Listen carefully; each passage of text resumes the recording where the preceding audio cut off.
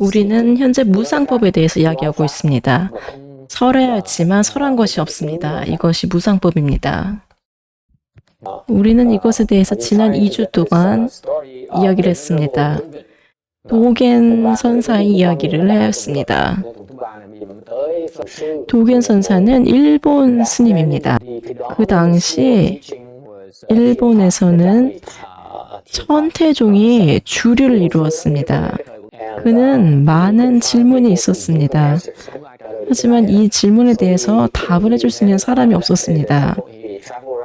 그래서 나라를 다니면서 이 답을 해줄 스님을 찾아다녔습니다. 한 스님이 그에게 제안을 했습니다. 선종에 가서 그 답을 찾을 수 있을 것이라고 했습니다. 그는 결국에 중국으로 갔습니다. 그는 여정 스님 밑에서 공부를 하였습니다. 이 여정 스님은 조동종의 13대 조사입니다. 과거 중국에는 5개의 종파가 있었습니다. 도겐 선사는 여정 스님의 밑에서 공부를 하였습니다. 그는 법을 얻고 바로 일본으로 돌아갔습니다. 그리고 소토젠을 세웠습니다. 이것은 현재 가장 유명한 젠입니다. 그는 스승이 배운 것을 가르쳤습니다. 도겐은 그의 스승에게서 배운 가르침을 가르쳤습니다. 도겐은 말합니다. 스님을 경시하거나 꾸짖지 말아야 합니다. 악하고 부족한 사람이라도 그를 꾸짖고 모욕하지 않습니다. 아무리 그들이 나쁘더라도 승가는 믿고 서로 공경해야 됩니다.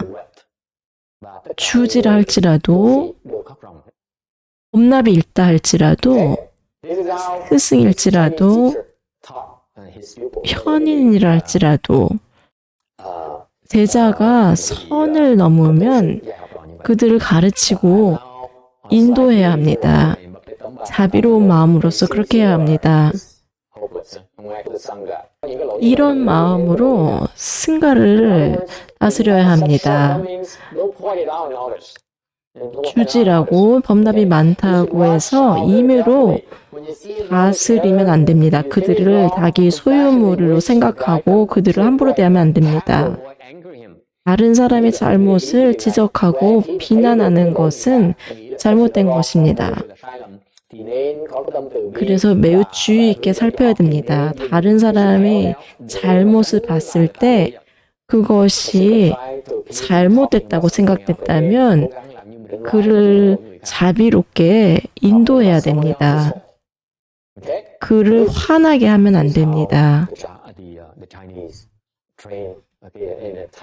도겐 선사는 이 가르침을 그대로 따랐습니다. 이것에 대해서 동의합니까? 이 가르침에 따르면 그들은 상대를 화나게 하면 안 됩니다.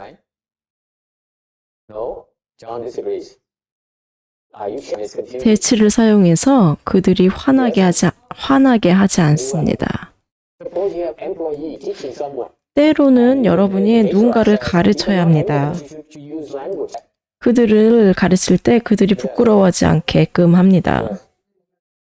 이것은 선이 아닙니다. 이 스승은 여전히 집착을 하고 있습니다. 베트남 법맥에는 때림을 통해서 깨달음을 얻습니다. 그는 스승이 때렸기 때문에 깨달음을 얻었습니다.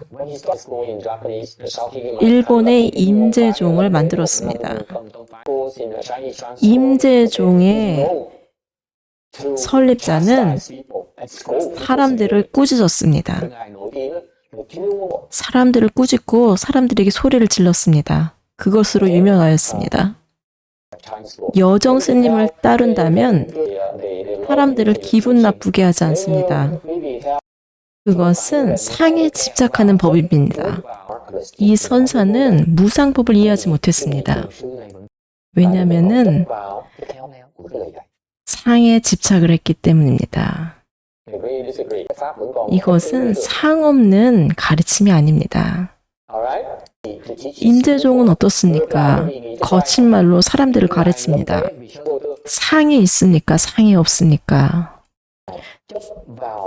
친절한 말에 외인다면 이것은 집착입니다. 학생들에게 좋은 느낌만을 주고 싶습니다. 그것이 그들을 묶습니다. 그들이 스승에게 묶이게끔 합니다. 이것은 집착입니다. 이것은 올바르게 학생들을 가르치는 방식이 아닙니다. 감정에 집착하게 합니다.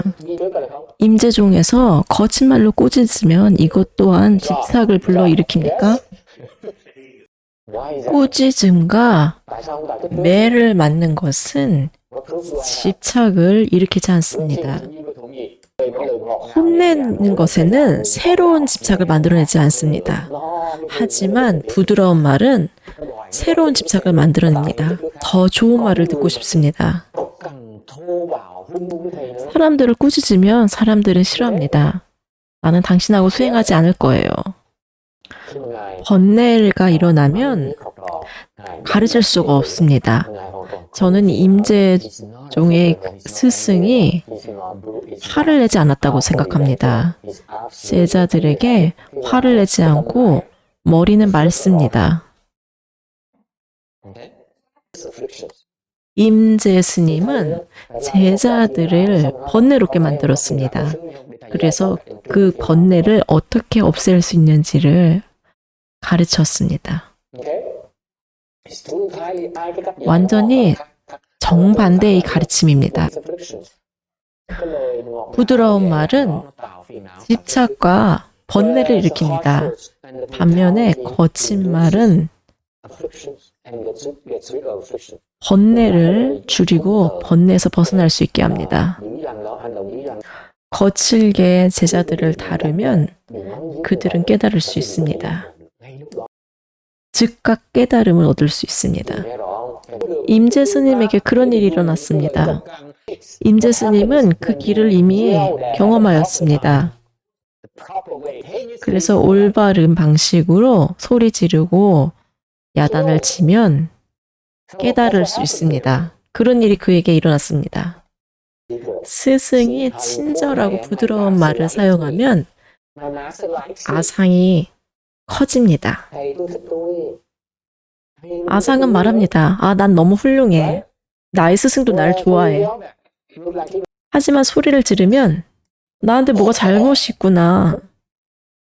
아상이 줄어듭니다. 두려움은 집착을 빨리 내려놓을 수 있게끔 도와줍니다. 두려움으로 인해서 빨리 내려놓습니다. 왜냐하면 고통이 너무 심하기 때문입니다. 몸의 고통이 너무 심합니다. 그래서 내려놓습니다. 그렇기 때문에 효과가 있습니다. 그들은 위협을 느끼기 전까지는 그만두지 않습니다. 미국의 어떤 주에서는 아이들을 때리지 못하게 하는데 그것은 잘못된 것입니다. 한 소년이 엄마의 말을 듣지 않고 막 짜증을 냈습니다. 그래서 그 엄마는 나에게 데리고 왔습니다. 마스터, 쟤는 내 말을 안 들어요. 도와주세요. 제가 무엇을 했습니까? 바로 그는 울음을 멈추고 제대로 행동했습니다. 제가 무엇을 했습니까? 제가 말했습니다. 난 널 죽인다. 바로 그쳤습니다. 나에 대한 두려움이 바로 그를 멈추게 했습니다. 그는 나를 즉시 두려워했습니다. 제가 한 것은 그저 겁을 준 거였습니다. 그랬더니 바로 멈추었습니다. 이것이 임재의 방식입니다. 잘못 행동하면 겁을 줘서 바로 멈추게 합니다. 그래서 임재는 선에서 가장 인기 있는 스승입니다. 그들은 가르치는 수단이 있었습니다. 임재의 많은 제자들이 깨달았습니다. 실력 있는 많은 사람들이 있었습니다. 진은 굉장히 작습니다. 이것은 거의 공에 가깝습니다. 이 진을 7등분으로 나눕니다. 부처님이 말합니다. 이 우주 안에 진을 많다고 할 수 있는가? 스보리가 대답합니다. 매우 많습니다. 헤아릴 수 없습니다. 스보리가 말합니다. 부처님께서 말한 진은 진이 아닙니다. 왜 그렇습니까? 세 가지 측면의 관점에서 그렇습니다. 진제에 따르면 이것은 공합니다. 형태가 있는 것은 결국 공으로 돌아갑니다. 모든 것은 공에서 왔고 공으로 돌아갑니다. 이것을 진제라고 합니다. 모든 것은 공합니다. 여러분의 몸은 공합니다. 이것은 결국 공으로 돌아갑니다. 여러분의 몸은 공으로 돌아갑니다. 그것이 진제입니다. 그것을 이해할지 못할지라도 결국에는 우리는 공으로 돌아갑니다. 결국엔 사라집니다. 그것이 진제입니다. 형태에 집착하지 마세요. 그것은 결국 공으로 돌아갑니다. 속죄라는 것이 있습니다. 진제는 말합니다. 당신은 진짜예요. 실제로 존재합니다. 꼬집으면 아픈데 이것을 어떻게 부정할 수 있겠습니까? 꼬집으면 아픈데 이것을 어떻게 거짓이라고 합니까? 이것은 사실입니다. 이것을 부정할 수 없습니다. 이 아픔은 진짜입니다. 우리가 관찰하는 것은 모두 다 진짜입니다. 하나는 모든 것이 존재하지 않는다고 그러고 다른 하나는 모든 것이 존재한다고 합니다. 진정한 진실은 중도라고 합니다. 중도는 무엇입니까? 두 가지 극단적인 사실이 있습니다. 그것은 진리입니다. 중도가 있습니다. 중도는 무엇입니까? 그것이 동시에 존재합니다. 두 가지가 동시에 존재합니다. 그것이 금강입니다. 금강경이 그렇습니다. 중도는 두 가지 사실을 다 포용합니다. 두 가지가 다 동시에 사실입니다. 공하기도 하면서 존재합니다. 동시에 그렇습니다. 그것이 중도입니다. 왜 중도라고 합니까? 집착에서 벗어난 것, 이것이 중도입니다. 그것은 공에도 집착하지 않고 존재에도 집착하지 않습니다. 집착에서 벗어났습니다. 부처님은 말합니다. 그것은 단지 이름이라고 말합니다. 미지는 단지 이름입니다. 부처님께서 법을 설하실 때 부처님은 설하는 법에 집착하지 않습니다. 열애의 설한 세계는 세계가 아닙니다. 이것은 굉장히 중요한 개념입니다. 작은 것에서 큰 것까지 모든 것을 다 포함합니다. 이것에 다 집착을 하면 안 됩니다. 작은 것에도 큰 것에도 집착하지 않습니다. 많은 것에도 적은 것에도 집착하지 않습니다. 단어에도 집착하지 않고 언어에도 집착하지 않습니다. 중도는 무엇입니까? 이렇게 중도를 이해합니다. 모든 법이 공함을 알 때 중도를 이해합니다. 모든 것이 공합니다. 여러분은 아무 것에도 집착하지 않습니다. 돈에 집착하지 않습니다. 이익에 집착하지 않습니다. 돈을 잃어도 슬프지 않습니다. 집에도 집착하지 않습니다. 어떤 것에도 집착하지 않습니다. 이것을 가져도 괜찮고 가지지 않아도 괜찮습니다. 어떤 것을 가지고 있으면 그것을 즐겨도 괜찮습니다. 그것이 없어도 그것을 그리워하지 않습니다. 중도의 두 번째 관점은 모든 것이 거짓이라는 것입니다. 그 존재는 단지 일시적입니다. 이것은 거짓입니다. 그래서 버립니까? 왜 거짓이라고 합니까? 거짓은 영원히 거기에 존재하지 않습니다. 왜 그렇습니까?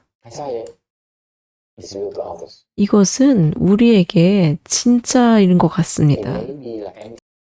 이것은 당신에게는 공할지 몰라도 다른 사람에게는 공하지 않습니다.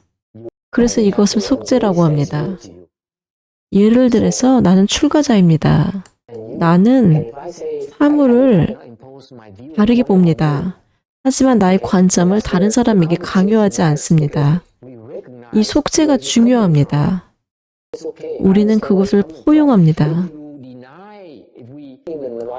속죄를 받아들이지 않는다면 나와 상대와 간에는 공통점이 없습니다.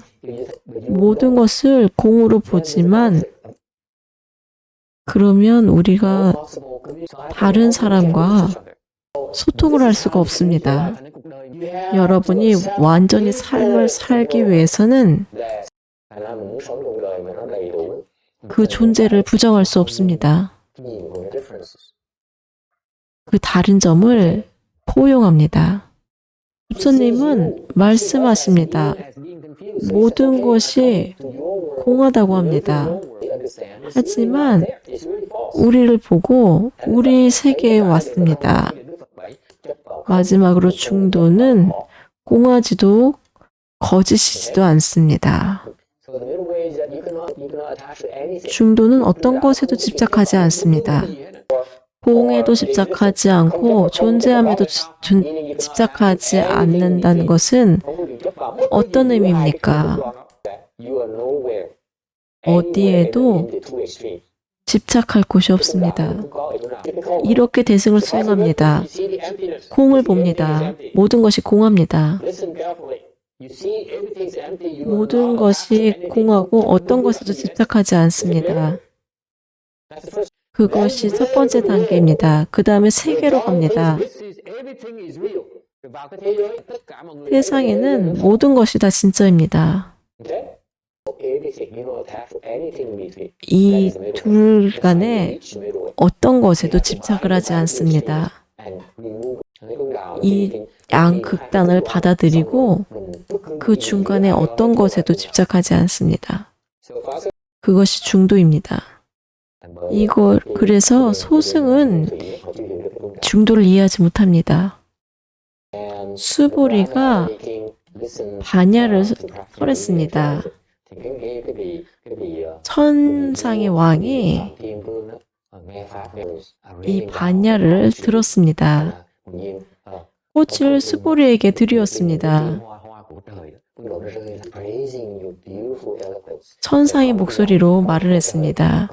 우리는 당신의 재변을 찬탄합니다. 수보리가 물었습니다. 내가 무엇이라고 말을 했나요? 천신이 말합니다. 스님께서는 설한 바가 없습니다. 수보리가 물었습니다. 무엇을 들었습니까? 나는 설한 바가 없는데 무엇을 들었습니까? 왕이 말했습니다. 나는 어떤 것도 들은 바가 없습니다. 이것이 진정한 반야입니다. 어떤 것도 설해진 바가 없고 어떤 것도 들은 바가 없습니다. 이것을 반야라고 합니다. 이 의미는 설법자는 그가 설하는 것에 집착하지 않습니다. 설법자는 그가 이야기한 것에 집착하지 않습니다. 나는 오늘 할리우드 스토리로 이야기를 했었어야 됐는데 이런 식으로 생각하지 않습니다.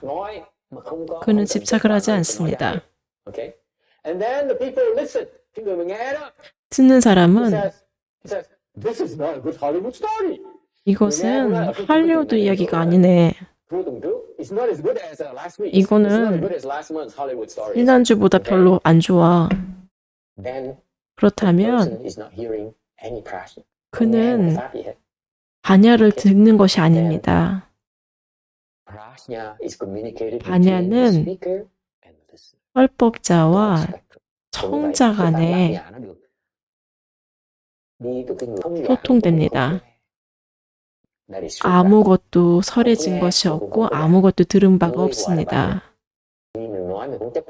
말하는 것에 집착하지 않습니다. 듣는 것에 집착하지 않습니다. 왜 그렇습니까? 어떤 것도 말해진 것이 없고 들은 바도 없습니다. 진정한 반야는 아무것도 집착하지 않는 것입니다. 들은 바가 마음에 어떤 집착을 만들어내지 않습니다. 설법자도 마음에 어떤 집착이 없이 말을 합니다. 마음에 어떤 것도 중요한 것이 없으면 그것이 반야입니다.